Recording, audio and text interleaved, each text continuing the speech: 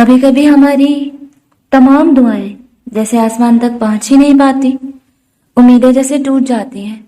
کچھ ایسا ہی سید جبیل خاندان میں ہوا تھا۔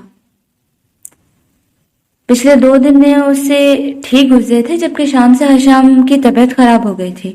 اسے سانس نہیں آ رہا تھا، سینے میں درد تھا، اور پھر وہی ہوا تھا جس سے ہر شخص ڈر رہا تھا۔ وہ چلا گیا تھا، ہمیشہ کے لیے، کبھی نہ واپس آنے کے لیے۔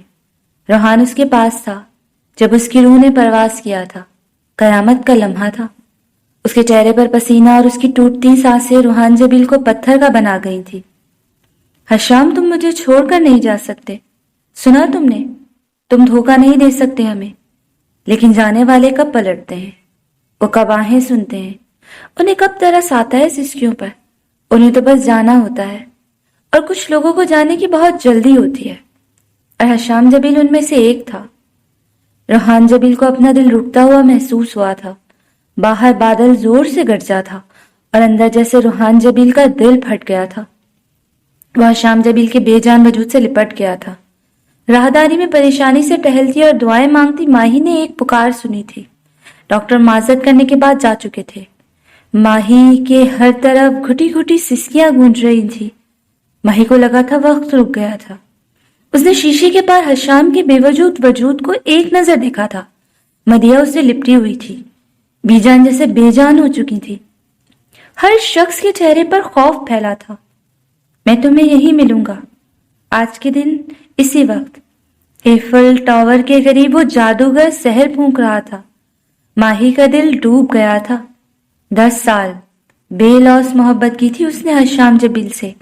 کہہ دینا آسان ہے، کوئی 10 سالوں کو محبت میں گزارے تو پتا چلے۔ اور اس سال وہ سب کو چھوڑ گیا تھا۔ وہ شخص جتنا مضبوط تھا اتنا ہی کمزور ثابت ہوا تھا۔ نہ وہ اپنی خوشی پوری کر سکا تھا، نہ بی جان کی اور نہ ماہی کی۔ وہ کسی کو دکھ دینا نہیں چاہتا تھا، لیکن وہ آج سب کو ایک گہرا زخم دے گیا تھا۔ بھائی اٹھ جائیں نا، آپ تو کبھی کسی کو پریشان نہیں کرتے، کبھی کسی کو رونے نہیں دیتے۔ آج سب رو رہے ہیں، آپ اٹھیں نا، آنکھیں کھولیں، دیکھیں نا، سب آپ کی وجہ سے پریشان ہیں۔ مدیحہ جیسے پاگل ہو گئی تھی، اور ہم سے اسے سنبھالنا مشکل ہو گیا تھا۔ ماہی نے ایک نظر بی جان اور ضیاء جبیل کو دیکھا، جن کی زندگی کی جمع پونجی جیسے لٹ گئی تھی۔ بی جان ضیاء جبیل کے سینے سے سر ٹکائے رو رہی تھی۔ چپ کر جاؤ سب، حشام سو رہا ہے، اسے نیند آئی ہے، روحان بی بی دبی دبی آواز میں چلائی تھی۔ روحان دبی دبی آواز میں چلایا تھا، اور پھر اس کے سرہانے کے قریب رکھی کرسی پر بیٹھا تھا، اس کے خوبصورت ہاتھوں کو تھام رکھا تھا۔ اس شخص کے درد کا اندازہ تو ماہی بھی نہیں لگا سکتی تھی، جو بچہ پیدائش کے بعد 4 سال تک خاموش رہا تھا۔ جب وہ بولا تو پہلا لفظ اس کی زبان نے حشام ادا کیا تھا، اور حشام اسے چھوڑ گیا تھا۔ اس کا مرنا یقینی تھا۔ وہ شخص جو اپنی ماں کے مرنے پر نہیں رویا تھا، وہ اب حشام کے پہلو میں بیٹھا اس سے اٹھنے کی گزارشیں کر رہا تھا۔ ایک دم سب کچھ ساکت ہوا تھا۔ ماہی نے اپنا دھڑکتا دل بند ہوتے محسوس کیا تھا۔ اس کی سماعت جواب دے گئی تھی۔ اس کا دماغ سن ہو چکا تھا۔ وہ تو حشام سے محبت کی دعوے دار تھی، وہ جا چکا تھا، اور وہ اب تک زندہ تھی۔ ماہی، کسی نے اس کے کندھے پر ہاتھ رکھا تھا، وہ پلٹی تھی۔ حنم اس کے پاس کھڑی تھی، بھیگی پل کے لیے۔ اس کے نازک ہونٹوں پر خشکی تھی، اس کے چہرے پر جیسے ویرانی تھی۔ ہانی، وہ حشام؟ ماہی کے لب پھڑ پھڑائے تھے۔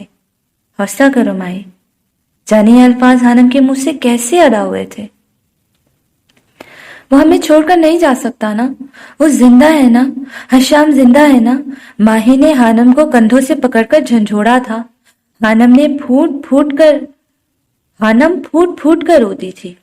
بولو نا، حشام کو کچھ نہیں ہوا نا، حشام زندہ ہے نا؟ وہ یزدانی انداز میں چلائی تھی۔ وہ ٹھیک ہے نا، وہ زندہ ہے نا، بولو وہ زندہ ہے۔ آہستہ آہستہ ماہی کی آواز مدھم ہوئی تھی۔ وہ نیچے بیٹھتی چلی گئی۔ اس کا وجود ہولے ہولے کانپ رہا تھا۔ اس کا دماغ ماننے سے انکاری تھا کہ حشام جو چکا تھا، نہ آسمان پھٹا تھا اور نہ ہی زمین۔ حال بتا آسمان رو ضرور رہا تھا۔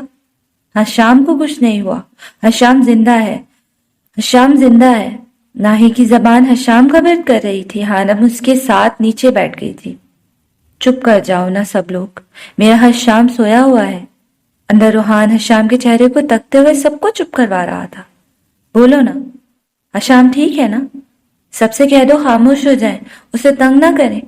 बाहर माही उस सब से खामोश होने की इल्तिजा कर रही थी। उन दो लोगों ने एक शख्स से जैसे इश्क किया था, उसकी जात से, उसके किरदार से। इन्ना लिल्लाहि व इन्ना इलैहि राजिऊन। सैयद जबील ने आगे बढ़कर हशाम की आंखों पर हाथ रखकर उन्हें अच्छी तरह बंद किया था। रोहान ने एक झटके से सर उठाकर अपने बाप की तरफ देखा जो रो रहे थे, और फिर जैसे अंधेरा छा गया था। माही को सब मंजर में जाता हुआ महसूस हुआ था। वो हवास खो बैठी थी, और फिर कुछ देर बाद हर तरफ मुकम्मल और गहरी खामोशी छा गई थी। बिछड़ा कुछ इस अदा से कि रुत ही बदल गई। एक शख्स भरे शहर को वीरान कर गया। वो ईफल टावर के सामने बैठी थी। आज एक माह हो गया था। माही ने नम आंखों से ईफल टावर को देखा था, जहां वो शख्स पहली बार उससे मिला था और फिर यही मिलने का वादा किया था। वो उससे हंसते मुस्कुराते लोग, मोहब्बत के पंछी, कुछ भी नजर नहीं आ रहा था। उसे अपने सामने वो शख्स खड़ा नजर आ रहा था जो उसका सब कुछ था। वो दोनों उसके सामने खड़े थे, माहीन हमदान और हशाम जबील। वो दोनों को देख रही थी। एक शख्स की आंखों में पागलपन था तो दूसरा थोड़ा बेजार था। मैं तुम्हें यहीं मिलूंगा। जाने उसने ये जुमला क्यों कहा था, वो आज तक नहीं समझ पाई थी। उसकी उजड़ी हालत और वीरान आंखों पर पेरिस भी उदास हो गया था, लेकिन उसे परवाह नहीं थी। वो आज ही पेरिस आई थी। ये एक महीना उसने पाकिस्तान में कैसे गुजारा था, ये बस वही जानती थी। कुछ दुख नाकाबिले बयान होते हैं, कुछ हादसे नाकाबिले फरामोश होते हैं। नाई का दुख कोई नहीं लिख सकता था। वो जिंदा तो थी, लेकिन जिंदगी तो जैसे रूठ गई थी। चलो माई, उठो, बहुत देर हो चुकी है। ईला ने उसे बाजू से पकड़कर उठाया था। उससे माही की हालत देखी नहीं जा रही थी। माही बिना कोई जिद किए उठ गई थी और ईला किसी रिबोट की तरह पकड़कर उसे वहां से ले गई थी। हनम चाय का कप हाथ में पकड़े कमरे में दाखिल हुई थी। कमरे में नीचे कालीन पर रूहान बैठा था। उसके हाथ में हशाम की तस्वीर थी। मुस्कुराता हुआ हशाम। रूहान उससे बातें कर रहा था। यह मंजर देखकर हनम का दिल जैसे फटता था, लेकिन वो पिछले एक महीने से यही मंजर देखती आ रही थी। रूहान जबील दूसरों के सामने कितना ही मजबूत और समझदार क्यों ना नजर आता हो, लेकिन अकेले में वो यही काम करता था, हशाम से बातें। हानम कभी उसके इस काम में दखल अंदाजी नहीं करती थी, लेकिन आज वो रूहान की तरफ बढ़ी थी। वो चाय का कप मेज पर रखने के बाद रूहान के साथ नीचे बैठ गई थी और गौर से हशाम की तस्वीर देखने लग गई थी। हशाम, आप ज्यादा प्यारे थे ना? वो हमसे लहजे में पूछ रही थी। रूहान ने कोई जवाब नहीं दिया था। उसने हशाम की तस्वीर को सीने से लगा लिया था। हानम ने हाथ बढ़ाकर वो फोटो फ्रेम रूहान के हाथ से ले लिया था, जिस पर रूहान ने चौंक कर हानम को देखा था। कुछ लोगों से बातें करने के लिए हमें चीजों की जरूरत नहीं पड़ती। वो मुस्कुराई थी। कुछ लोग यहाँ बसते हैं, हंसते मुस्कुराते। कुछ लोगों का मस्कन ये होता है। उसने रूहान के सीने पर दिल के मकाम पर हाथ रखते हुए कहा था। रूहान नम आंखों लिए उसे देख रहा था। आप यहाँ जाग कर देखें, वो आपको यहाँ मिलेगा। हानम की बात सुनकर रूहान ने आंखें बंद की थी। मिस्टर सल्फाइट, तुम्हारी आंखों में आंसू अच्छे नहीं लगते। हशाम जबील उसे चिढ़ा रहा था। रूहान ने फट से आंखें खोलनी थी। कुछ लोग हमारे अंदर बसते हैं, वो हमसे दूर कभी नहीं जाते। और भूल गए आप, जब हमें हानम को आपने मुर्दा समझा था, क्या वो आपको छोड़कर गई थी? वो हमेशा आपके साथ रही थी ना? यकीन करें, हशाम हमेशा आपके साथ रहेगा। हानम ने रूहान का हाथ थामते हुए कहा था। रूहान ने उसका हाथ पकड़कर अपनी नम आंखों से लगाया था और इस बात में सर हिला दिया था। हानम मुस्कुरा दी थी। वो उसके दर्द को कम नहीं कर सकती थी, लेकिन बांट तो सकती थी ना, और वो ऐसा ही कर रही थी। वो बीजान के कमरे में उनके घुटनों से टेक लगाए बैठा था। बीजान सोफे पर बैठी थी। बाहर चमकीली धूप निकली थी, लेकिन ठंडी हवाएं चल रही थी। تمہیں پتا ہے بیٹا، حشام کہا کرتا تھا کہ اس حویلی میں اس کی دلہن بن کر ایسی لڑکی آئے گی جو اس حویلی کی شان و شوکت کا مقابلہ کر سکے، جو پروکار ہو۔ اب مجھے اپنے حشام کے لیے ایسی لڑکی مل چکی ہے، اب تم میرے لیے حشام ہو جاؤ۔ اس لڑکی کو لے آؤ جس کی تلقین تمہیں حشام نے کی ہے، بی جان نم آنکھوں اور بھیگے لہجے میں کہہ رہی تھی۔ جارڈن نے سر اٹھا کر انہیں دیکھا۔ بی جان اس کے بالوں کو سہلا رہی تھی، وہ آنسو ضبط کرنے کی کوشش کر رہی تھی۔ جارڈن کو حشام کے انتقال کی خبر ایلا نے دی تھی، جسے سن کر وہ دنگ رہ گیا تھا۔ جسے وہ خود اپنے ہاتھوں سے مارنا چاہتا تھا، وہ شخص تو خود ہی دنیا چھوڑ کر چلا گیا تھا۔ وہ پاکستان آ گیا تھا۔ جب وہ حویلی پہنچا تو ضیا جبیل اسے لپٹ کر روئے تھے۔ جارڈن کا دل سخت نہیں تھا، بلکہ وہ بدلے کی آگ میں اتنا سخت دل بن چکا تھا۔ اس نے ایک بار ماہی کے اس کی ماں کے واسطے دینے پر ہاتھ سے پستل پھینک دیا تھا۔ وہ آنا نہیں چاہتا تھا، لیکن نہ جانے کیوں وہ آ گیا تھا۔ اور بی جان کو دیکھ کر اسے اپنی ماں یاد آئی تھی۔ وہ ایک دم ڈر گیا تھا، اسے لگا تھا اسے دھتکار دیا جائے گا، لیکن نہیں۔ بی جان نے آگے بڑھ کر اس کی پیشانی پر پیار کیا تھا۔ وہ اس کا بھی بیٹا تھا، سگا نہ صحیح، سوتیلا ہی صحیح۔ حشام نے مرنے سے پہلے بی جان کو سب بتا دیا تھا اور وعدہ کیا تھا کہ بی جان جارڈن کو اپنا بیٹا ہی سمجھیں گی۔ اس نے ساری زندگی یتیمے میں گزاری تھی، اور پھر بی جان جانتی تھی نفرت کو نفرت سے نہیں، محبت سے ختم کیا جاتا ہے۔ سید جبیل نے بھی جارڈن کو کھلے دل سے قبول کیا تھا۔ حشام خود تو چلا گیا تھا، لیکن خاندان کی خود ساختہ روایات پر کاری ضرب لگا کر گیا تھا، جنہوں نے مارتھا کی جان لے لی تھی۔ ضیا جبیل کو کبھی خوش نہیں ہونے دیا تھا، بی جان کو اداس رکھا تھا، حشام کو باندھ کر رکھا تھا، جنہوں نے ماہی کا دل توڑا تھا۔ اس کی موت ایک بہت بڑا پیغام چھوڑ کر گئی تھی، جسے سب پورا کرنے کی کوشش کر رہے تھے۔ میں آپ سے وعدہ کرتا ہوں بی جان، میں حشام کی ہر خواہش کو پورا کروں گا۔ جارڈن نے صدقے دل سے وعدہ کیا تھا، اور بی جان نم آنکھیں لیے مسکرا دی تھی۔ مسٹر آر جے عرف سلفائڈ آپ سے ملنے کو آیا ہے، جلدی تشریف لے آئیں۔ جارڈن نے اسٹڈی روم میں کتابوں کے درمیان بیٹھے روحان سے کہا تھا۔ روحان نے چونک کر اسے دیکھا۔ اس کا انداز بالکل حشام جیسا تھا۔ وہ کتنی ہی دیر اسے تکتا رہا تھا۔ ایسے کیا دیکھ رہے ہو؟ جارڈن نے سوالیہ نظروں سے پوچھا تھا۔ روحان نے سر سے پاؤں تک اسے دیکھا تھا۔ وہ کافی حد تک حشام سے مشابہت رکھتا تھا۔ وہ اچانک اپنی جگہ سے اٹھا اور جارڈن کی طرف بڑھا تھا۔ جارڈن کو سمجھ نہیں آ رہا تھا کہ وہ اسے کیوں دیکھ رہا تھا۔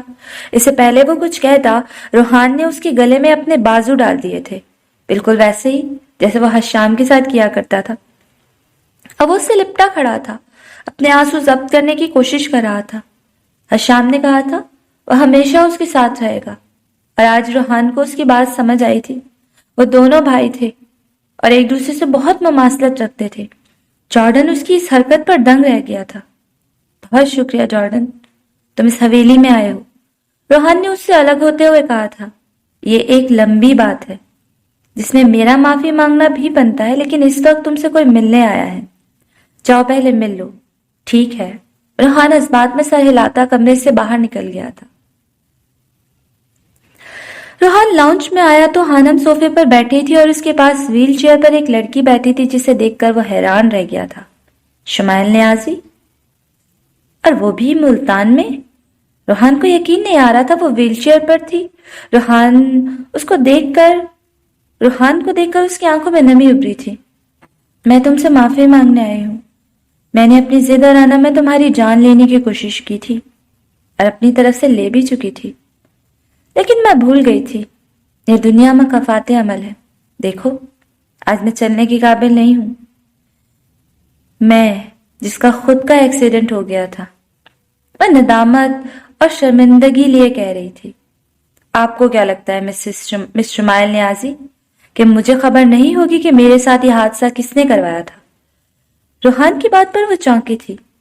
ٹھیک ہونے کے بعد میں نے سب سے پہلا کام یہی کیا تھا اور سراغ بھی لگا لیا تھا، لیکن جب پتا چلا کہ اس حادثے کے پیچھے تمہارا ہاتھ تھا تو خاموش ہو گیا اور معاف کر دیا۔ شاید تم اپنی جگہ ٹھیک تھی۔ شمائل اس کی بات سن کر دنگ رہ گئی تھی۔ اسے یقین نہیں ہو رہا تھا کہ اس کے سامنے بیٹھا شخص آر جے ہی تھا۔ میں آر جے نہیں ہوں۔ آپ کا تعلق اور دشمنی آر جے سے تھی۔ میں روحان جبیل ہوں۔ مجھ سے نہ آپ کا کوئی تعلق ہے اور نہ کوئی دشمنی۔ وہ جیسے اس کی سوچ پڑ گیا تھا۔ شمائل کے پاس کہنے کو کچھ بچا ہی نہیں تھا۔ برے ہاتھ سے بڑے بڑے لوگوں کا غرور توڑ دیتے ہیں، اور شمائل نے آج سے بھی نور کی کھا چکی تھی۔ تمہیں اب واپس آ جانا چاہیے روحان بیٹا، نور کو تمہاری ضرورت ہے۔ ڈاکٹر باسط اسے لندن واپس بلا رہے تھے۔ سب کچھ ادھورا تھا۔ یہاں ملتان کی زمین میں حشام دفن تھا۔ روحان کا دل نہیں کرتا تھا اس شہر کو چھوڑنے کو۔ میں کوشش کروں گا۔ کوشش نہیں، تمہیں آنا ہوگا، اور جلد آنا ہوگا۔ اور حشام بھی تو یہی چاہتا تھا نا کہ تم آگے بڑھو۔ جی، روحان نے آنکھوں میں آئی نمی کو صاف کرتے ہوئے کہا تھا۔ مجھے امید ہے تم سب سنبھال لو گے، کیونکہ تم اب حشام ہو۔ روحان نے اپنے سامنے کھڑے جارڈن سے کہا تھا۔ وہ اور حانم لندن واپس جا رہے تھے۔ اپنے حشام پر پورا بھروسہ رکھو، سب ٹھیک ہو جائے گا۔ اس نے مسکرا کر یقین دلایا تھا۔ بیس جان نے حانم کی پیشانی پر بوسہ دیا تھا، اور ان کے حشام کی پسند تھی، اور ان کے شاہ بیٹے کی بیوی بیس جان کو وہ ہر لحاظ سے عزیز تھی۔ ایک بھوجل شام میں ڈھیروں دعاؤں کے حصار کے بعد وہ دونوں لندن کے لیے روانہ ہو چکے تھے۔ وہ کلف لگے کپڑے پہنے، کندھوں پر سیاہ چادر پھیلائے، لاؤنج میں اس دیوار کے سامنے کھڑا تھا جس پر ایک تصویر لگی تھی، حشام جبیل کی تصویر۔ وہ بھی کلف لگے، سفید کپڑوں میں ملبوس تھا، کندھوں پر چادر پھیلائے، ٹانگ پر ٹانگ جمائے، وہ خوبصورتی سے مسکرا رہا تھا۔ آنکھوں میں الوہی سی چمک تھی۔ تصویر کے باہر کھڑا حشام تصویر کے اندر موجود حشام کو غور سے دیکھ رہا تھا۔ دیکھو، آج میں نے بہت کچھ سنبھال لیا ہے، جیسا تم چاہتے تھے۔ تم نے اپنے آخری خط میں جو جو کہا تھا میں نے ویسا ہی کیا۔ بس ایک کام رہ گیا ہے، سب سے اہم کام۔ میں کل پیرس جا رہا ہوں، تم دعا کرنا کہ وہ مان جائے۔ وہ تصویر سے مخاطب تھا۔ واقعی اس نے سب سنبھال لیا تھا، علاقے کے معاملات، گدی پر بیٹھنے کے معاملات۔ سید جبیل اس سے بہت خوش تھے۔ تمہیں پتہ ہے انسان زندہ ہوتے ہوئے دنیا فتح کرتا ہے، اور تم نے مر کر سب کچھ فتح کر لیا۔ وہ نما کے لیے کہہ رہا تھا۔ وہ ٹھیک ہی تو کہہ رہا تھا۔ وہ روحان اور حانم کو ملوا گیا تھا۔ وہ بی جان اور سید ضیاء جبیل کے درمیان کی سرد مہری کو ختم کر گیا تھا۔ وہ اسے اس خاندان کا حصہ بنا گیا تھا۔ وہ سید جبیل کو ان کی خود ساختہ روایات سے باہر نکلنے پر مجبور کر گیا تھا۔ اس نے کیا خاص کام کیا تھا؟ کچھ بھی نہیں۔ اس نے صرف محبت کی تھی، ہر شخص سے، انسان سے۔ اس نے صرف محبت کی تھی، اور آج محبت نے اسے فاتح بنا دیا تھا۔ حشام بیٹا، عقب سے بی جان کی آواز ابھری تھی۔ وہ چونک کر سیدھا ہوا۔ جی بی جان۔ ان کی طرف بڑھا۔ میرا بیٹا اہم مقصد کے لیے جا رہا ہے، اللہ اسے کامیاب کرے۔ آمین۔ بی جان نے اس کا صدقہ اتارا تھا۔ ان کی آنکھیں جھلملا رہی تھی۔ آپ فکر نہ کریں، میں کامیاب لوٹوں گا۔ وہ پورا اعتماد تھا۔ مجھے یقین ہے میرے بچے، یقین ہے مجھے۔ بی جان نم آنکھوں سے مسکرا دی تھی۔ آج 2 نومبر تھا۔ ماہی اسی جگہ پر بیٹھی تھی جہاں پہلی بار اسے حشام جبیل ملا تھا۔ اس نے کہا تھا وہ دوبارہ یہی ملے گا، اور ماہی کو یقین تھا۔ اس کی دنیا جیسے اجڑ گئی تھی، چہرے کی اداسی، آنکھوں کی ویرانی۔ وہ ایک زندہ لاش لگتی تھی، لیکن پھر بھی اس کے ملنے کے انتظار میں تھی۔ کتنے مہینے گزر گئے تھے، لیکن اس کے وجود میں تبدیلی نہیں آئی تھی۔ وہ ساکت پتلیوں سے ٹاور کو گھور رہی تھی جب اس کی آنکھوں کی پتلیوں میں جیسے جنبش ہوئی۔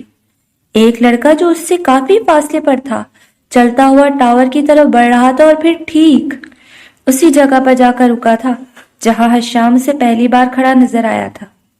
حشام؟ ماہی کے لب پھڑ پھڑائے تھے۔ حشام! وہ اٹھتے ہوئے چلائی تھی اور اس طرف بھاگی تھی جہاں وہ کھڑا تھا۔ ہانپتی کانپتی وہ اس تک پہنچی تھی۔ ہانپتی کانپتی وہ اس تک پہنچی تھی جو پینٹ کی جیبوں میں ہاتھ ڈالے ٹاور کو گھور رہا تھا۔ ماہی نے کندھے سے پکڑ کر اس کا رخ اپنی طرف کیا تھا۔ وہ اس وقت پاگل نظر آ رہی تھی، اور پھر اپنے سامنے کھڑے شخص کو دیکھ کر وہ دنگ رہ گئی تھی۔ جارڈن تم؟ اسے یقین نہیں ہو رہا تھا وہ وہی تھا، حشام جیسا، لیکن جارڈن؟ سوری، آپ کو غلط فہمی ہوئی ہے۔ میرا نام حشام بن جبیل ہے، وہ آنکھوں سے چشمہ اتارتے ہوئے بتا رہا تھا۔ ماہی کے چہرے کا رنگ پک ہوا تھا۔ وہ پیدائشی مسلمان تھا۔ جارڈن نام بدل کر روحان نے اس کا نام حشام رکھ دیا تھا۔ ماہی بے یقینی سے اسے دیکھ رہی تھی۔ وہ واقعی حشام جبیل لگ رہا تھا، چہرے پر وہی نرم سی مسکراہٹ، आंखों में वही मोहब्बत लौटाती है लोही सी चमक। वो जॉर्डन तो कहीं से नहीं लग रहा था। मैं तुम्हें यहीं मिलूंगा। हशाम जबील ने वादा किया था और आज वो वाकई आ गया था, वहीं उसी जगह पर, उन्हीं कपड़ों में, सफेद शर्ट पर काली जैकेट पहने। हशाम जबील था। उसकी शक्ल हशाम से बहुत मुशाबियत रखती थी। शायद वो दोनों भाई थे इसलिए। जबकि जॉर्डन तो जैसे एक जानवर था, जानवरों जैसे, कमर पर बिखरे लंबे बाल, चेहरे पर करख्तगी, अल्फाज में सख्ती, जबकि आंखों में नफरत। ये जॉर्डन तो नहीं था, ये तो हशाम जबील था। नहीं, ऐसा नहीं हो सकता। माही एक कदम पीछे हुई थी। मेरी बात सुनो माही। हशाम ने उसे रोकना चाहा था। तुम हशाम नहीं हो, तुम उसकी जगह नहीं ले सकते। वो हिजानी अंदाज में चिल्लाई थी। मेरी बात तो सुनो। हशाम उसकी तरफ लपका था। नहीं सुनने मुझे कोई बात। वो पागल हो गई थी और फिर वहां से भागी थी। तुम्हारे लिए मेरे पास हशाम की तरफ से एक पैगाम है, उसने कहा था। माही के कदम साकित हुए थे। उसने पलटकर बेयकीनी से उसे देखा था। हशाम पुरवकार तरीके से चलता हुआ उसकी तरफ आया था। माही को एक बार फिर उस पर हशाम का ही गुमान हुआ था, और क्यों ना होता। वो अब था ही हशाम जबील। ये लो। हशाम ने जैकेट की जेब से एक लिफाफा निकालकर माही की तरफ बढ़ाया था। ये तुम्हारे हशाम का तुम्हारे लिए आखिरी पैगाम है। उसकी बात सुनकर माही का सांस अटका था जैसे। और फिर उसने हाथ बढ़ाकर अकीदत से वो लिफाफा थामा जिसमें हशाम का आखिरी खत था, जो माहीन हनदान के लिए आबे हयात की मानद था। मेरे लिए हशाम का खत? उसे यकीन नहीं हो रहा था। आंखों से आंसू बह रहे थे। मुझे आपके आंसू तकलीफ देते हैं मिस माहीन हमदान, वो जज्बात से चूर लहजे में कह रहा था। माही ने चौंक कर उसे देखा था। ये तो उसके हशाम का लहजा था। वो ऐसे ही पुकारता था उसे, और अस्पताल में भी ऐसे ही पुकारा था। माही को अपना दम घुटता महसूस हुआ था। उसके चेहरे पर हैरानी फैली थी। वो फटी फटी आंखों से अपने सामने खड़े हशाम जबील को देख रही थी, और फिर भागने वाले अंदाज में तेज तेज कदम उठाती वहां से चली गई थी। पीछे हशाम की नजरों ने दूर तक उसका पीछा किया था। घर आने के बाद कितनी ही देर उस खत को आंखों से लगाए बैठी रही थी। उसके हशाम ने उसके लिए लिखा था। माही को यकीन ही नहीं हो रहा था। रात के न जाने कौन से पहर उसने कांपते हाथों से वो खत खोला था। वो नाम लेती है और जान डाल देती है। अलग मिजाज है और मौजाओं जैसा है। माहीन हमदान के नाम, एक खूबसूरत शेर। उसका नाम खत के शुरू में चमक रहा था। माही के होठों पर दिलकश मुस्कुराहट रेंग गई थी। ऐसा लगता था जैसे उसका खत नहीं बल्कि हशाम खुद उससे मुखातिब हो। समझ नहीं आ रहा क्या लिखूं। पिछले कई घंटों से मैं कलम हाथ में लिए बैठा हूं। एक इतनी अच्छी शख्सियत के लिए क्या लिखूं, अल्फाज ही नहीं मिल रहे। मैं जानता हूं जब तुम इस कागज के टुकड़ों को पढ़ोगी तब तक मैं दूसरे जहान में जा चुका हूंगा। ये एक तकलीफ दा फेल है, लेकिन मैं मुतमईन हूं। माहीन हमदान, मैं जब भी आपको देखता हूं हैरान होता हूं। यकीन नहीं होता कोई इतनी बेलौस मोहब्बत कैसे कर सकता है। कोई इतना आला ज़र्फ कैसे हो सकता है कि कम ज़र्फ हशाम जबील से इतनी मोहब्बत करे। मुझे लगा था मोहब्बत सिर्फ हशाम जबील ने की है, लेकिन जब माहीन हमदान की मोहब्बत को देखा तो दिल रुक सा गया था। वो रात जब जॉर्डन हशाम को खत्म करना चाहता था, उस रात मुझ पर माहीन हमदान की मोहब्बत की शिद्दत अया हुई। कोई अपनी मोहब्बत के लिए किसी शख्स के पांव कैसे पड़ सकता है। और उसी रात मुझ पर एक और मोहब्बत आश्कार हुई थी, जॉर्डन बिन जबील की मोहब्बत। हैरान कुन माही का दिल जोर से धड़का था। न जाने वो किस रात से पर्दा उठाने वाला था। आपको पता है, माहीन एक इंसान जिसके पास जान लेने के सारे इख्तियारात हों और फिर भी वो जान बख्श दे तो कैसा लगता है। हम आम लोगों के लिए ये एक मौजज़ा होता है, और ऐसे मौजे सिर्फ मोहब्बत में होते हैं। मैंने उस रात 2 पागलों को देखा था। दोनों ही मोहब्बत में पागल थे। एक जान बचाने के लिए पागल था और दूसरा जान बचाने वाले के लिए। मैंने उन आंखों में नफरत की चिंगारियों को मोहब्बत की बरसात में बुझसे देखा था। मैं अक्सर सोचता था कि माहीन हमदान जैसी लड़की जो हशाम जबील से मोहब्बत करती है, हशाम जबील उसे अपना क्यों नहीं लेता। अगर हशाम जबील चाहता تو غلط بھی کر سکتا تھا، لیکن اس وقت مجھے سمجھ آیا کہ ماہین حمدان کو کسی اور کے لیے بنایا گیا ہے، اسے مجھ جیسا انسان نظر بھر کر دیکھ بھی نہیں سکتا۔ شاید کوئی اور اس سے عشق کرتا ہے، اور یہ عشق کب شروع ہوا ماہین حمدان اچھے سے جانتی ہے۔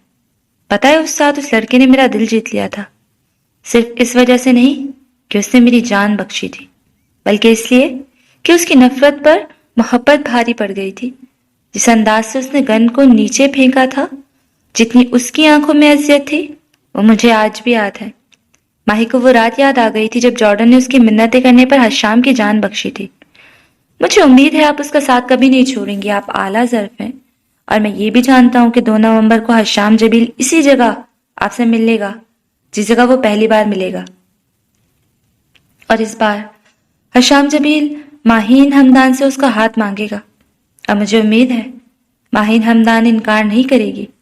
ماہی کا سانس سے اٹک سا گیا تھا، اسے سمجھ نہیں آ رہا تھا کہ حشام نے اس سے یہ کیا چیز مانگ لی تھی۔ وہ آنکھیں پھاڑے اس کے الفاظ پر غور کر رہی تھی۔ یہ میری آخری خواہش ہے، اسے میری گزارش سمجھ لیں، محبت کو دم توڑنے مت دیجیے گا۔ اور رہی بات حشام جبیل اور ماہین حمدان کے رشتے کی، تو حشام جبیل کو ماہین حمدان سے محبت نہیں لیکن عقیدت ضرور ہے۔ ماہین حمدان کی محبت سے حشام جبیل کو عقیدت ہے، بے انتہا، بے پناہ۔ ایک کم ظرف انسان، حشام بن جبیل۔ وہ الفاظ نہیں تھے، جانے کیا تھے۔ ماہی کو سمجھ نہیں آ رہا تھا وہ ہنسے یا روئے۔ وہ اس کا خط، اس کے الفاظ پڑھ کر ہنسی تھی اور اس کی گزارش پر پھوٹ پھوٹ کر رو دی تھی۔ مجھ کو معلوم نہ تھی ہجر کی یہ رمز کہ تو جب میرے پاس نہ ہوگا تو ہر سو ہوگا۔ موبائل پر ہوتی بیل نے حانم کی توجہ اپنی جانب کروائی تھی۔ وہ میز پر رکھی کتابوں کو ترتیب سے لکڑی کے شیلف میں رکھ رہی تھی۔ اسے کمرے میں چاروں طرف نظر دوڑائی۔ کمرہ کافی حد تک صاف ہو چکا تھا۔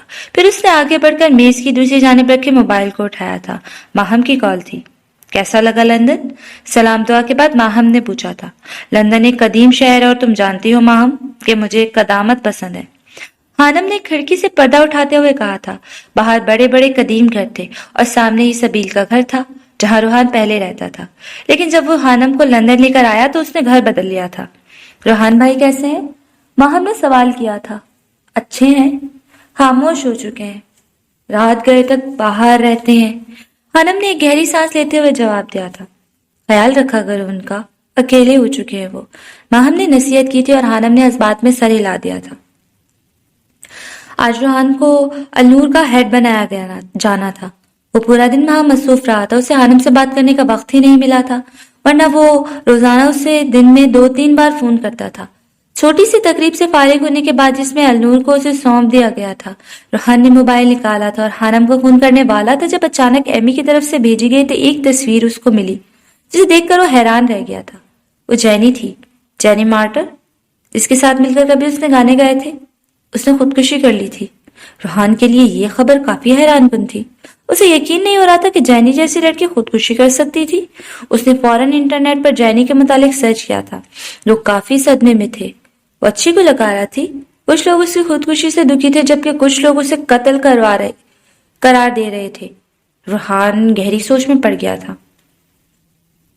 تم لوگوں نے کہا کہ آج مر چکا ہے، لیکن نہیں، وہ زندہ ہے، اور اس روپ میں زندہ ہوگا میں نے کبھی سوچا نہیں تھا۔ یہ وہی سیاہ کھڑکیوں اور دیواروں والا کمرہ تھا، اور اس تکونی میز کے گرد آج سالوں بعد بھی وہ 3 لوگ موجود تھے، ایک باس اور دونوں وہ۔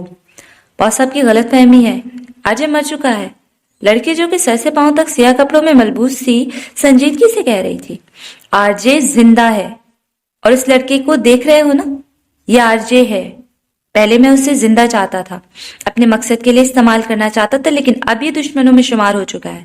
اسے ہر حال میں ختم کرنا ہوگا، ہر طرح سے۔ باس کے چہرے پر کرختگی چھائی تھی۔ وہ لڑکی اور لڑکا اس بات میں سر ہلا کر رہ گئے تھے۔ شام 4 بجے کا وقت تھا جب حانم کی آنکھ کھلی تھی۔ وہ کافی دیر سوتی رہی تھی۔ اس نے سب سے پہلے بیڈ پر ہی تھوڑا فاصلے پر رکھا موبائل اٹھایا تھا۔ روحان نے اس سے کافی دفعہ فون کیا تھا، لیکن چونکہ موبائل سائلنٹ پر تھا اسے پتہ ہی نہیں چلا تھا۔ اوہ، 4 बज गए। आज तो रोहान का मजाक रहा है। वो एक तो मुचली थी और वह बेड से नीचे उतरकर टीवी रूम की तरफ भागी थी। उसे रोहान के लेक्चर सुनना अच्छा लगता था। सिर्फ इस्लाम ही की पैरवी क्यों? तमाम मज़ाहिब लोगों को अच्छे काम करने की तालीम देते हैं, फिर एक शख्स को इस्लाम ही की पैरवी क्यों करनी चाहिए? क्या वो किसी दूसरे मजहब की पैरवी नहीं कर सकता? रोहान से सवाल किया गया था। हना आंसू केड़े गौर से टीवी देख रही थी। वो रोहान का जवाब सुनना चाहती थी। तमाम मज़ाहिब बुनियादी तौर पर इंसान को सही राह पर चलने और बुराई से बचने की तलकीन करते हैं, लेकिन इस्लाम उन सबसे बढ़कर है। यह हमें सही राह पर चलने और अपनी इनफरादी और इज्तिमाई जिंदगी से बुराई को खारिज करने में अमली रहनुमाई फराहम करता है। इंसान इंसानी फितरत और माशरे की पेचीदगियों को पेश नजर रखता है। इस्लाम खुद खालिस कायनात की तरफ से रहनुमाई है, इसलिए इस्लाम को दीन फितरत यानी इस्लाम इंसान का फितरी दीन कहा गया है। इस्लाम और दूसरे मज़ाहिब का बुनियादी फर्क दर्ज अमूर से वाज़ेह होता है। इस्लाम और डाका जनी का तर्जमा। तमाम मज़ाहिब की तालीम है कि डाका जनी और चोरी एक बुरा फ़ैल है। इस्लाम की भी यही तालीम है। और फिर इस्लाम और दूसरे मज़ाहिब में फ़र्क क्या है? फ़र्क यह है कि इस्लाम इसकी तलकीन करने के साथ साथ कि डाका जनी और चोरी बुरा काम है, इसमें समाजी ढांचा भी फराम करता है जिसमें लोग डाके नहीं डालेंगे। इसके लिए इस्लाम दर्जे झेल इक़दामात तजवीज़ करता है। ज़कात का हुक्म। इस्लाम इंसानी फलाह के लिए ज़कात का निज़ाम चलाता है। इस्लामी कानून कहता है कि हर वो शख्स जिसकी माली बचत निसाब 85 ग्राम सोने या उसकी मालियत को पहुंच जाए तो वो हर साल इसमें से 2.5% अल्लाह की राह में तकसीम करे। अगर हर अमीर शख्स ईमानदारी से ज़कात अदा करे तो इस दुनिया से गुर्बत जो डाका जनी की असल महरिक है खत्म हो जाएगी और कोई शख्स भूखा नहीं मरेगा। चोरी की सजा। इस्लाम चोरी करने वाले का हाथ काटने की सजा देता है। सूरह मायदा में है, चोरी करने वाले मर्द और चोरी करने वाली औरत का हाथ काट दो। ये अल्लाह की तरफ से उन दोनों के लिए किए हुए जुर्म की सजा है और अल्लाह बहुत ताकतवर और बहुत हिकमत वाला है। इस पर गैर मुस्लिम ये कह सकते हैं कि 20वीं सदी में हाथ काटे जाएं। इस्लाम तो एक जालिम और वहशियाना मजहब है, लेकिन उनकी ये सोच सतह और हकीकत से बैद है। अमेरिका को दुनिया में सबसे ज्यादा तालीमी याफ्ता मुल्क समझा जाता है। बदकिस्मती से वहां जराइम, चोरी, डकैती वगैरह की शरह भी सबसे ज्यादा है। फर्ज करें कि अमेरिका में इस्लामी शरीयत नाफिज की जाती और हर अमीर आदमी निसाब के मुताबिक 85 ग्राम सोने से जायद माल पर हर साल ज़कात अदा करता है और हर चोर का हाथ सजा के तौर पर काट दिया जाता है, तो क्या अमेरिका में चोरी और डकैती की शरह बढ़ जाएगी, कम हो जाएगी या इतनी ही रहेगी? यकीनन कम होगी। मजीद बरा ये सख्त कानून मुमकिन चोरों को इर्तिकाब जुर्म से रोकने में मददगार साबित होगा। मैं इस बात से मुत्तफिक हूँ कि इस दुनिया में चोरी करने वालों की तादाद बहुत ज्यादा है और अगर कतरीत की सजा नाफिज की गई तो लाखों की तादाद में लोगों के हाथ कटेंगे। लेकिन ये नुक्ता नजर रहे कि जो ही आप इस कानून को नाफिज करेंगे चोरी की शरह फौरन कम हो जाएगी। ताम इससे पहले इस्लाम का निज़ाम ज़कात कार फरमा हो और माशरे में सदकात और खैरात और अल्लाह की राह में माल खर्च करने वाले और गरीबों और नादारों की मदद का जज्बा फरावा हो और फिर सजाओं का निज़ाम नाफिज हो तो चोरी करने वाला चोरी करने से पहले 100 बार सोचेगा कि वो अपने हाथ कटने का खतरा मोल ले रहा है। इबरतनाक सजा का तस्वुर ही डाकू और चोरों की हौसला शक्नी करेगा। बहुत कम चोरी करें या डाका डालेंगे, चंद ही आदि मुजरिमों के हाथ काटे जाएंगे और लाखों लोग चोरी और डकैती के खौफ के बगैर सुकून से रह सकेंगे। इस तरह इस्लामी शरीयत के अमली नफाज से खुशगवार नताइज भी बरामद होंगे। औरत की असमत दरी का सद्दत। तमाम मज़ाहिब के नजदीक औरतों से छेड़छाड़ और उनकी असमत दरी एक संगीन जुर्म है। इस्लाम की भी यही तालीम है। फिर इस्लाम और दूसरे मज़ाहिब की तालीम में फर्क क्या है? फर्क इस हकीकत पर मजर है कि इस्लाम महज औरतों के एहतराम की तलकीन ही नहीं करता और खवातीन से छेड़छाड़ और उनकी असमत दरी जैसे संगीन जराइम से नफरत ही नहीं करता, बल्कि इस अमर की भरपूर रहनुमाई भी करता है कि माशरे से ऐसे जराइम का खात्मा किस तरह किया जा सकता है। उसके लिए आप दर्ज झेल असूल में लाइजा फरमा लीजिए। मर्दों के लिए हिजाब। इस्लाम के हिजाब का निजाम अपनी मिसाल है।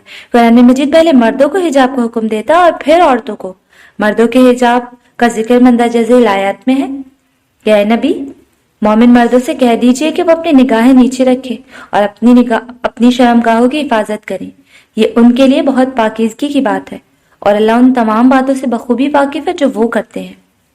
इस्लाम कहता है कि जो शख्स किसी गैर महरम को देखे तो उसे चाहिए कि फौरन निगाहें नीचे कर ले। औरतों के लिए हिजाब। औरतों के लिए के हिजाब का जिक्र मंदरजा झेल आयत में है कि नबी, مومن عورتوں سے کہہ لیجئے کہ وہ اپنی نگاہیں نیچے رکھیں اور اپنی شرمگاہوں کی حفاظت کریں اور اپنی زینت کی نمائش نہ کریں سوائے اس کے جو از خود ظاہر ہو، اور ان کو چاہیے کہ اپنے سینوں پر اوڑھنیاں ڈالے رکھیں اور اپنی زینت ظاہر نہ کریں مگر اپنے شوہر یا اپنے باپ پر یا اپنے سسر پر یا اپنے بیٹوں پر یا اپنے شوہر کے بیٹوں پر یا اپنے بھائیوں پر یا اپنے بھتیجوں پر یا اپنے بھانجوں پر یا اپنی مسلمان عورتوں پر یا اپنے دائیں ہاتھ کی ملکیت یعنی کنیزوں پر یا عورتوں سے رغبت نہ رکھنے والے نوکروں پر یا عورتوں سے چھپی باتوں سے ناواقف لڑکوں پر، اور وہ عورتیں اپنے پاؤں زور زور سے زمین پر مارتی نہ چلیں کہ ان کی زینہ ظاہر ہو جائے جسے وہ چھپاتی ہیں۔ اے مومنو، تم سب اللہ سے توبہ کرو تاکہ تم فلاح پاؤ۔ حفاظتی حصات۔ اللہ تعالیٰ حجاب کا حکم کیوں دیتا ہے؟ اس کی وضاحت سورہ احزاب کی مندرجہ ذیل آیات میں کی گیا ہے۔ اے نبی اپنی بیویوں اور اپنی بیٹیوں اور مومنوں کی عورتوں سے کہہ دیجئے کہ وہ اپنے اوپر اپنی چادریں اوڑھ لیا کریں جب وہ باہر نکلیں، یہ بات ان کے لیے قریب تر ہے۔ قرآن کے نزدیک عورتوں کو حجاب کا حکم اس لیے دیا گیا ہے کہ وہ باحیا عورتوں کے طور پر پہچانی جا سکیں اور چھیڑ چھاڑ سے محفوظ رہے۔ عصمت دری کرنے والے کے لیے موت کی سزا۔ اسلامی شریعت عصمت دری کرنے والے کی سزا موت قرار دیتی ہے۔ ڈاکٹر ذاکر نائک نے عصمت دری کرنے والے کی سزا کو سزائے موت لکھا ہے، جبکہ اسلامی شریعت کے نقطۂ نظر سے زانی کی سزا یا حدود دو قسم کی ہے: سنگار اور کوڑے۔ زانی اگر شادی شدہ ہے تو سنگسار کیا جائے گا، اور اگر غیر شادی شدہ ہے تو 100 کوڑے اور 1 سال کی جلا وطنی یا قید کی سزا دی جائے گی۔ غیر مسلم خوفزدہ ہوں گے کہ اتنی بڑی سزا؟ بہت سے لوگ اسلام کو وحشی اور ظالمانہ مذہب قرار دیتے ہیں، لیکن ان کی یہ سوچ غیر حقیقت آنا ہے۔ میں نے یہ سوال سینکڑوں غیر مسلمانوں سے پوچھا ہے کہ فرض کیجئے خدا نخواستہ کوئی آپ کی بیوی، آپ کی بہن یا آپ کی ماں کے ساتھ عصمت دری کرے اور آپ کو منصف بنایا جائے اور جرم کرنے والے کو آپ کے سامنے لایا جائے، آپ اس کے لیے کیا سزا تجویز کریں گے؟ سب نے کہا ہم اسے قتل کر دیں گے، اور کچھ اس حد تک گئے کہ اس کے مرنے تک اسے تشدد سے تڑپاتے رہیں گے۔ اب اگر کوئی آپ کی بیوی یا بیٹی یا آپ کی ماں کی عصمت دری کرے تو آپ اس مجرم کو قتل کرنا چاہیں گے، لیکن جب کسی اور کی بیوی، بیٹی یا ماں کی عصمت دری کی جاتی ہے تو مجرم کے لیے سزائے موت وحشیانہ کیوں کہا جاتا ہے؟ آخر یہ دوہرا معیار کیوں؟ امریکہ میں عصمت دری کے روز افزا واقعات۔ امریکہ کو دنیا میں سب سے زیادہ ترقی یافتہ ملک سمجھا جاتا ہے۔ 1990 کی FBI کی رپورٹ کے مطابق عصمت دری کے 1,05,055 مقدمات درج کیے گئے ہیں۔ اس میں مزید کہا گیا ہے کہ صرف 16% مقامات کا اندراج ہوا ہے یا ان کی رپورٹ کی گئی ہے۔ یوں 1990 میں پیش آمد عصمت دری کے واقعات کی اصل تعداد معلوم کرنے کے لیے 25 سے 16 کو ضرب دی جائے تو وہ یقیناً 6,40,966 بنتی ہے، اور اگر اس مجموعی تعداد کو سال کے 365 دنوں سے تقسیم کیا جائے تو روزانہ اوسط مقدار تقریباً 1,756 نکلتی ہے۔ بعد کی ایک اور رپورٹ کے مطابق امریکہ میں اس برس عصمت دری کے اوسطاً 1900 واقعات روزانہ پیش آئے۔ امریکی محکمہ انصاف کے نیشنل کرائم سروے بیورو کے اعداد و شمار کے مطابق صرف 1996 میں عصمت دری کے 3,07,000 واقعات کی رپورٹ کی گئی اور یہ اصل تعداد کا صرف 31% تھی۔ اس عصمت دری کے واقعات کی اصل تعداد 9,90,332 ہے، جو 10 لاکھ کے قریب ہے۔ گویا امریکہ میں اس سال ہر 32 سیکنڈ کے بعد عصمت دری کا ایک واقعہ پیش آتا ہے۔ ہو سکتا ہے اب امریکہ میں ایسے گناہوں جرائم کا ارتکاب کرنے والے اور دلیر ہو گئے ہوں۔ 1990 کی FBI کی رپورٹ کے مطابق وہاں عصمت دری کے جتنے بھی واقعات کی رپورٹ کی گئی ان کے مجرموں میں سے صرف 10% گرفتار کیے گئے ہیں، جو زانیوں کی کل تعداد کا صرف 1 سے 6% تھے، اور گرفتار لوگوں میں سے بھی 50% کو مقدمے کی نوبت آنے سے پہلے ہی چھوڑ دیا گیا۔ اس کا مطلب یہ ہے کہ صرف 8% مجرموں کو مقدمات کا سامنا کرنا پڑا۔ دوسرے لفظوں میں اگر ایک شخص 125 مرتبہ یہ جرم کرتا ہے تو اسے صرف ایک بار سزا ملنے کا امکان ہے۔ ایک دوسری رپورٹ کے مطابق 25% لوگ جن کو ان مقدمات کا سامنا کرنا پڑا انہیں 1 سال سے بھی کم قید کی سزا سنائی گئی۔ اگرچہ امریکی قانون کے مطابق ایسے جرم کے مرتکب افراد کی سزا 7 سال قید ہے، مگر پچھلی دفعہ ایسا گھناؤنا جرم کرنے والے کے ساتھ جج نرمی کا رویہ اختیار کرتا ہے۔ जरा तसव्वुर करें कि एक शख्स 125 दफा यह जुर्म करता है और उसके मुजरिम ठहराए जाने का इम्कान 1% होता है, और उसमें भी निफ्स मर्तबा जज का रवैया अख्तियार करते हुए उसे 1 साल से भी कम की सजा देता है। और सन 2018 में भी ये केस आए हैं। इस्लाम शरीयत की बरकत। फर्ज करें अमेरिका में इस्लामी शरीयत का नफाज किया जाए, जब कोई शख्स किसी औरत की तरफ देखता है तो वो अपनी निगाह नीची कर लेता है, और हर औरत इस्लामी हिजाब यानी पर्दे में रहती है और उसका पूरा जिस्म सिवाय हाथों और चेहरे के ढका होता है, या चेहरा भी ढका होता है। इस सूरत हाल के बावजूद अगर कोई असमत दरी करता है और मुजरिम को सजाए मौत दी जाती है, तो सवाल ये पैदा होता है कि इस तरह असमत दरी की शरह बढ़ जाएगी, वही रहेगी, या कम हो जाएगी। यकीनन शरह कम हो जाएगी, और ये इस्लामी शरीयत के नफाज का बाबरकत नतीजा होगा। इस्लाम में तमाम मसाइल का अमली हल। इस्लाम बेहतरीन तर्ज जिंदगी है, क्योंकि उसकी तालीमात महज नजरियाती ही नहीं बल्कि वो इंसानियत को दरपेश मसाइल के अमली हल भी पेश करती है। लिहाजा इस्लाम अनफरादी और इज्तमाई सतह पर बेहतर नताइज हासिल करता है। इस्लाम बेहतरीन तर्ज जिंदगी है क्योंकि ये काबिल अमल आलमगीर मजहब है जो किसी एक कौम नस्ल तक महदूद नहीं। इसीलिए दूसरे मजाहिब के मुकाबले में सिर्फ इस्लाम ही ऐसा दीन है जिसको अपना किरदार इंसान अपनी शायरा हयात बिल्कुल सीधी बनाकर आखिरी जिंदगी में कामयाबी और कामरानी हासिल कर सकता है, और आखिरी कामयाबी ही हकीकी कामयाबी है।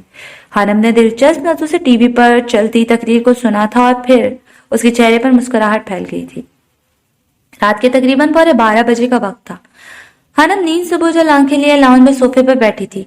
सख्त सर्दी पड़ रही थी। वो रूहान का इंतजार कर रही थी। मुलाजमा कब की सो चुकी थी और हानम को शदीद गुस्सा आया हुआ था। कुछ देर बाद रूहान अंदर दाखिल हुआ। हानम को सोफे पर बैठा देखकर वो चौंका था। अस्सलाम वालेकुम। रूहान ने सलाम करते हुए कोट उतारकर सोफे पर रखा। हानम उससे खा जाने वाली नजरों से घूर रही थी। उसे सलाम का जवाब भी दिल में ही दिया था। तुम आज अभी तक जाग रही हो? मुझे लगा तुम सो गई होगी। खैर, जागी रही हो तो खाना मिल सकता है, मुझे काफी भूख लगी है, रोहन ने बंद आंखों से कहा था। वो सोफे से टेक लगाए बैठा था। हानम का पारा हाई हुआ था। जहां इतनी रात तक रहते हैं वहां खाना भी खा लिया करें। हानम ने एक एक लफ्ज चबा चबा कर कहा था। वो सोफे से उतरकर जूते पहन रही थी। रोहन ने चौंक कर आंखें खोली थी। उसे यकीन नहीं आ रहा था ये जवाब हानम ने ही दिया था। वो लंदन आने के बाद काफी पुरसकून हो गई थी। उसे काम बना कहे कर देती थी, और आज क्या हो गया था उसे? नौकर समझा हुआ है मुझे, पागलों की तरह जागती रहूं। वो तो बट्टा ठीक करती बड़बड़ा रही थी। रूहान उसे दिलचस्प नजरों से देख रहा था। उसका फूला हुआ मुंह देखकर रूहान के चेहरे पर गहरी मुस्कुराहट फैल गई थी। तुम्हारे गुस्से मेरे खाना मांगने पर आया है, ये लेट घर आने पर? रूहान ने अपनी जगह से उठते हुए कहा था। वो काफी थका हुआ था। उसे एहसास हो रहा था वो काफी मसरूफ रहने लगा था। सुबह सुबह चले जाता था, वो रात देर तक वापस आता था। दिन में फोन कर लिया करता था, लेकिन कभी बात हो जाती थी कभी नहीं। वो इतना उलझ गया था पिछले दिनों में कि हानम पर ध्यान ही नहीं दे पा रहा था। मैं कोई मशीन नहीं हूँ जिसे सारा दिन अकेला रखा जाएगा तो रह लूंगी। मैं सारा दिन यहाँ अकेली रहती हूँ, आपको एहसास भी है? वो किचन की तरफ कदम बढ़ाती गुस्से से कह रही थी। रूहान को उसका खालिस बीबी वाले अंदाज में शिकवे करना अच्छा लग रहा था। वो चाहता था कि वो बोलती रहे। मैंने फोन किया तो था, तुमने उठाया ही नहीं। वो उसके पीछे लपका था। मैं सोई हुई थी उस वक्त, हानम ने भी जवाब दिया। तो इसमें गलती किसकी है? रूहान ने पूछा था। आपकी मिस्टर रूहान जबीर। हानम का जवाब सुनकर रूहान हैरान रह गया था। आपने उस वक्त फोन किया जब मैं सो रही थी। वो सालन गर्म कर रही थी। मुझे कैसे पता होगा कि तुम इस वक्त सो रही हो? वो परेशान सा पूछ रहा था। हाँ, तो मुझे कैसे पता होगा कि आपने किस वक्त फोन करना है? हानम का जवाब सुनकर रूहान का कहका उभरा था। उसे अंदाजा हो गया था कि वो हानम से कम इन मामलात में नहीं जीत सकता। सॉरी, मैं आइंदा ख्याल रखूंगा और जल्दी घर आऊंगा, वो अब संजीदा लहजे में कह रहा था। आंखों में अलबत्ता शरारत नाच रही थी। हानम ने उसका जवाब सुनकर कुछ नहीं कहा था। वो समझ सकता था हानम को वाकई नींद आ रही थी। वो अब सपाट चेहरा लिए खाना छोटी सी मेज पर लगा रही थी जो किचन में ही रखी थी। उसे देखकर जैसे रूहान की सारी थकन उतर सी गई थी। वो अब दिलचस्प नजरों से उसकी हर हरकत को नोट कर रहा था। खाना लगाने के बाद वो किचन से जाने लगी तो रूहान ने उसका हाथ पकड़ लिया था। तुम नहीं खाओगी? मुझे भूख नहीं है। अच्छा चलो, पास तो बैठ सकती हो ना? जी नहीं, मुझे नींद आ रही है, मैं मजीद नहीं जाग सकती। वो अपना हाथ छुड़वा कर जा चुकी थी। ये कैसे करेगी मुझसे मोहब्बत? इसको तो नींद ही बहुत आती है। سارا دن سوتی ہے اور پھر رات کو بھی سوتی ہے، پھر بھی اس کی نیند پوری نہیں ہوتی، اور اوپر سے غصہ بھی مجھ پر ہی کرتی ہے۔ روحان سر دابر کر رہ گیا تھا اور پھر سر جھٹک کر میز کی طرف بڑھ گیا۔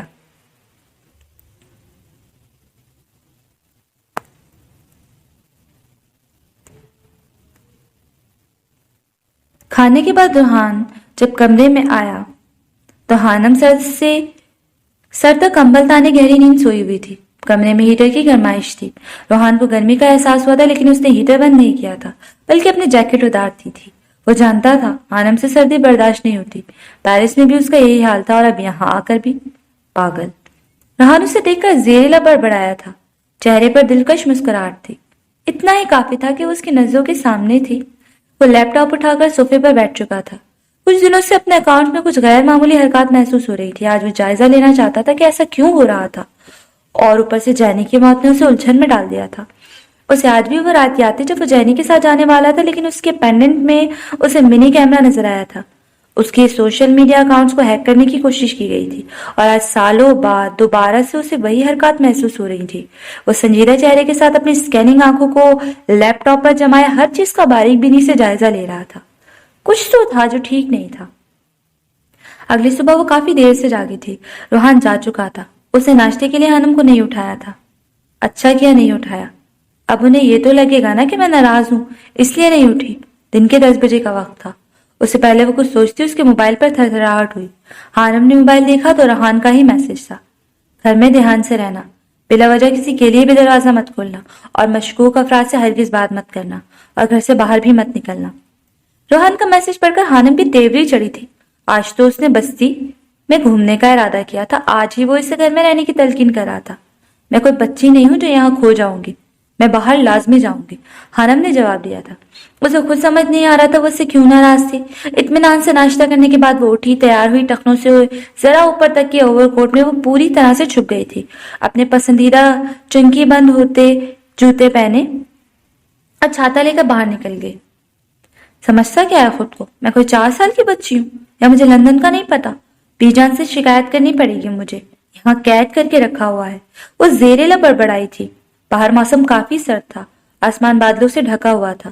صبح صبح ہی شام کا گمان ہو رہا تھا، یقیناً کچھ دیر تک برف باری ہونے والی تھی۔ گھروں کے سامنے گزرتے ہوئے اچانک اس کی نظر ایک گھر پر پڑی۔ ہر گھر کے سامنے باہر لگی تھی اور اندر جانے کے لیے جنگل نما گیٹ۔ الف اسکر۔ دروازے کی ایک طرف الف کا نام پڑھ کر وہ چونکی تھی۔ اس نے یہ نام پہلے بھی سنا تھا۔ اچانک ایک دھماکہ اور اسے یاد آ گیا تھا، شام نے یہ نام لیا تھا۔ اس نام کی لڑکی کو روحان نے ریجیکٹ کیا تھا۔ اچھا تو موصوف کی پنکھیاں ادھر رہتی ہیں۔ وہ خود سے باتیں کر رہی تھی۔ اپنے حلیے سے وہ ہرگز کوئی پاکستانی لڑکی نہیں لگ رہی تھی۔ اس کا سر پہلے اسکارف اور پھر اونی پونی سے ڈھکا ہوا تھا، اور پورا جسم بھاری بھرکم کوٹ سے۔ وہ بنا کسی کو خود میں دلچسپی لیے آگے بڑھ گئی۔ پاکستان واپس چلیں؟ ہر شام پوچھ رہا تھا، جب ماہی کی آنکھیں رونے سے سوچ چکی تھی۔ اس طرح سے روگی تو آپ کے ہر شام کو سکون کیسے ملے گا؟ اسے کچھ نہ بولنے پر وہ دوبارہ پوچھ رہا تھا، سنو، بہت ہو گیا یہ رونا دھونا، بی جان بہت خفا ہیں، انہیں رونے دھونے والی بہو نہیں پسند۔ ماہی نے چونک کر اسے دیکھا۔ عجیب تھا وہ شخص، جانتا بھی تھا وہ پور پور کسی اور کی محبت میں ڈوبی تھی، پھر بھی سید حویلی کی شان کے برابر ایک ہی لڑکی ہے، اور وہ آپ ہیں مس ماہین ہمدان۔ وہ چمکتی آنکھوں سے بول رہا تھا، میری لو سٹوری تھوڑی عجیب ہے۔ ہاں میں جانتا ہوں، میں ایک جنگلی انسان ہوں۔ جب میں پہلی بار ماہین ہمدان سے ملا تھا تو اس کا سر پھاڑ دیا تھا، لیکن یقین کرو میں ماہین سے حشام کی طرح محبت کرتا ہوں۔ حشام جبیل نے اپنی محبت کا اظہار کیا تھا، اور ماہی، وہ تو حشام جبیل کی آخری خواہش سے بن گئی تھی۔ آپ جانتے ہیں مجھے آپ سے کبھی محبت نہیں ہوگی، میں ہمیشہ صرف اسی کو چاہوں گی۔ پھر بھی وہ بات ادھوری چھوڑ گئی تھی۔ ماہین ہمدان کو صرف حشام جبیل سے محبت ہے، اور میں ذرا توجہ فرمائیے، میں حشام جبیل ہوں۔ وہ خوش دلی سے مسکرایا تھا۔ میں مذاق نہیں کر رہی۔ آپ کو لگتا ہے مس ماہین میں آپ سے اتنے اہم موضوع پر مذاق کروں گا؟ وہ اب سنجیدہ چہرہ لیے اس کی آنکھوں میں دیکھتے ہوئے پوچھ رہا تھا۔ ماہی چونکی تھی۔ ایسی ہی سنجیدگی حشام کی آنکھوں میں ہوتی تھی۔ اسے غور سے دیکھنے کے بعد نظر چرا گئی تھی۔ آپ اچھی طرح سوچ لیں مس ماہین ہمدان، میں کل واپس جا رہا ہوں، علاقے کے بہت سے معاملات دیکھنے ہیں۔ چھوٹے بابا سائیں اکیلے ہیں، اگر آپ جانا چاہتی ہیں تو ٹھیک ہے، نہیں تو بی جان نے مجھے زبردستی کرنا نہیں سکھایا۔ वो आम से लहजे में कहता माही को बहुत कुछ समझा गया था। ये जंगली जानवर कैसे बदल गया, यकीन नहीं होता ये वही है। कुछ फासले पर बैठी ईला ने उसे देखकर पहलू बदला था। 2 बजे के करीब वो घर वापस जा रही थी जब उसे जवाद का फोन आया था। ये सब क्या हो रहा है हानि आपी, और आप कहाँ हैं, आप ठीक तो है ना? वो परेशानी से पूछ रहा था। क्या हुआ? हानम हैरान हुई। आपको नहीं पता? जवाद हैरान हुआ। नहीं तो क्या हुआ? वो परेशान हुई। आप जरा खबरें देखें, रोहान भाई इस वक्त पुलिस की हिरासत में है और पूरे सोशल मीडिया पर अजीब अजीब से खबरें फैली हैं। मुझे तो कुछ समझ में नहीं आ रहा। क्या? पुलिस? हानम का दिल जोर से धड़का था। हाँ, आप खबरें देखें और घर से बाहर मत निकलिएगा, उनके बहुत सारे दुश्मन हैं। जवाद ने तलकीन की थी और फिर वो फोन बंद कर चुका था। हानम का दिमाग साएं साएं कर रहा था।